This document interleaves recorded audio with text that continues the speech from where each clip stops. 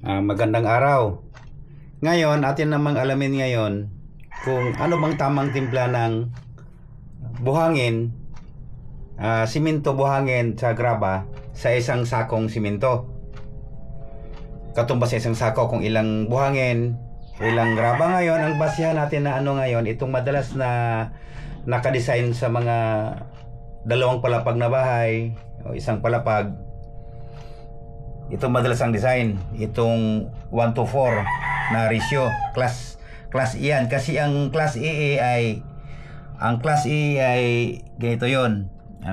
Isang simento katumbas ng isa at saka 1/2 na buhangin katumbas ng 3 graba.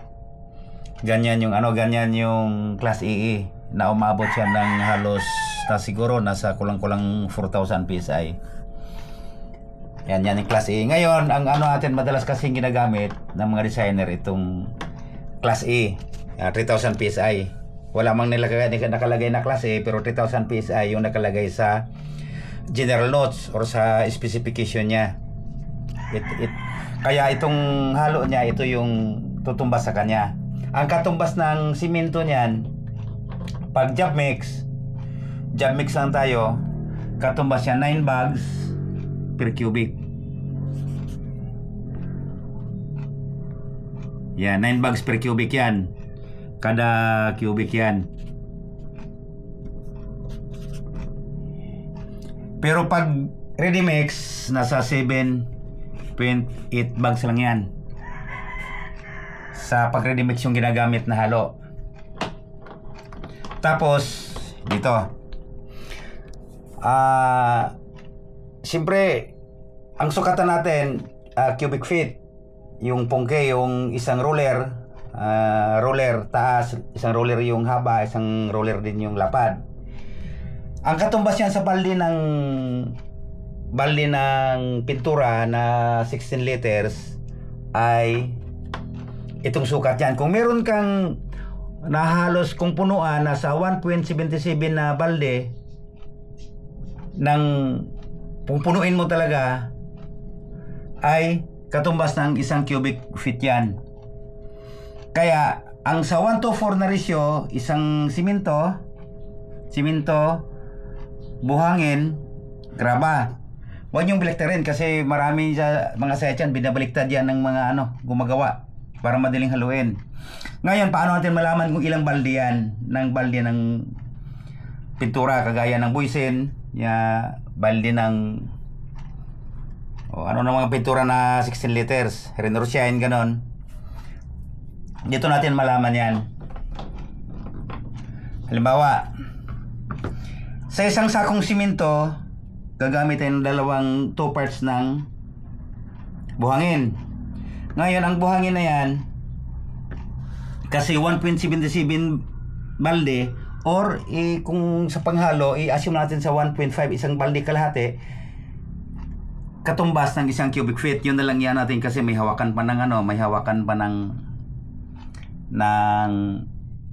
mga magbubuhat. Yun.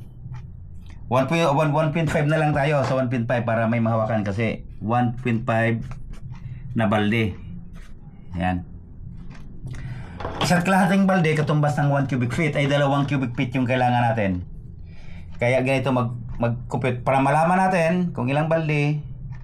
2 cubic feet, 2 cubic foot times 1.5, kasi hindi madalaga ganun mapuno yan. Yan, ibig sabihin, kaya renuin ko na ito yung balde. 3 balde sa isang sakong simento na buhangin yan. Ayan, 3 balde sa isang sakong simento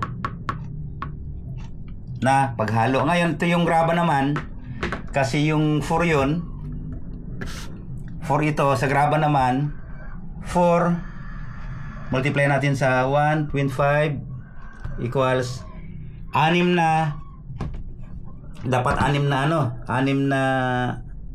na graba, na balde ng graba. Ngayon, ang 6 na balde ng graba medyo mahirap haluin sa ano yan, sa Jamex. Hindi ganun ka ganda paghalo kasi mabato-bato talaga yan.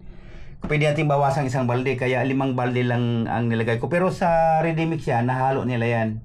Kasi maganda yung mixer nila masyadong malakas Sa Jamex, minsan mano-mano na walang gamit na bagger mixer, hirap na hirap talaga yung maghalo niyan. Kung paano may tumbas kasi yung pagtimpla ng tamang dami ng tubig, at saka tamang yung paghalo, paano siya i-mix ng gusto. Kaya pwede itong 3 balde na buhangin at saka 5 baldeng graba. Huwag baliktarin yan. Ngayon, paano nyo may check yan kung tutugma tayo sa sukat? Paraan natin para ma-check ay ganito. Halimbawa, ito ko muna poste ng ganito kalaking poste. Ito halimbawa poste itong drawing ko. Pasensya sa drawing, medyo pangit yung drawing ko.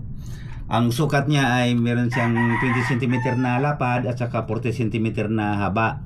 May height siya ang plywood kasi ito 0.44 meter. Katumbas ng 8 feet. Ngayon, paano natin malaman kung i-check natin kung tumugma ba tayo? Halimbawa, ito sukat niya, i-complete ko muna ito alamin natin ilang kubik ko yung isang poste. Halimbawa, 0.2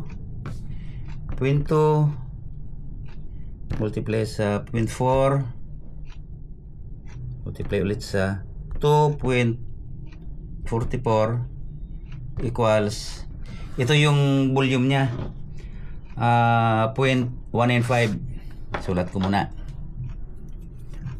0.195 cubic meter. Yan. Ito yung volume ng isang poste na 20 by 40. Tapos yung isang buong plywood yung nakatayo, yung ginawang pang purma niya. Ngayon, paano natin malaman kung tumugma yung dami ng simento rito? Tutugma tayo sa isang sako, buhangin sa graba. Ganito. Halimbawa, kung ito yung volume, ito man talagang volume ng isang poste, 0.195 multiply natin sa 9 bags per cubic meter. Ito yung nasa 3,000 pisa yung mixing na ito. Itong siyam na sakong simento katumbas ng isang kubikong halo na yun isang kubiko na yun hindi pa yun graba at hindi buhangin. Yun, 0.195 multiply natin sa 9 times 9 equals, ang magagamit sa isang poste na simento, itong 1.75 bags. Ito yun, na simento kada isang poste. Ngayon, para ma-monitor nyo siya, talaga kung siyempre yung isang bahay, hindi man lang isang poste yan. Palagay natin 4 yung ganitong poste. Kung ibang sukat ng poste, dapat ito yung ganito yung unahin nyo. I-multiply nyo ulit sa, halimbawa 4, multiply natin sa 4 times 4 equals 7 bags sa 4 na poste, 7 bags na cement. 4 columns equals 7 bags na cement. Yan. Pag umisakto yung, siyempre hindi naman ganun ka-perfect talaga guys sa lahat. Wala namang wala man talagang insaktong-insakto. Dapat kasi may pasubra yan. Ito kasi, gaitong halo, kahit pa paano, merong mga pasubra yan. Ang ng iba nito, interpret ng iba nito, automatic sobra kasi automatic yung 1 cubic, yung sa graba pa lang, plus may simento, plus buhangin pa, yan ay mali. Yung isang balde na graba, ilagay nyo lahat yung graba, punuin nyo yun, buhusan yung tubig, diba? Hindi pa umapaw yung tubig. Ibig sabihin, yung purpose ng simento at saka buhangin, sila yung nagbabind at saka sila yung nag-fill dun sa mga butas-butas ng graba. Hindi talaga yan totally na automatic mapupuno. Yun lang. Sana may nakuha kayong may natutunan kayong kahit papaano kahit kunti. Maraming salamat.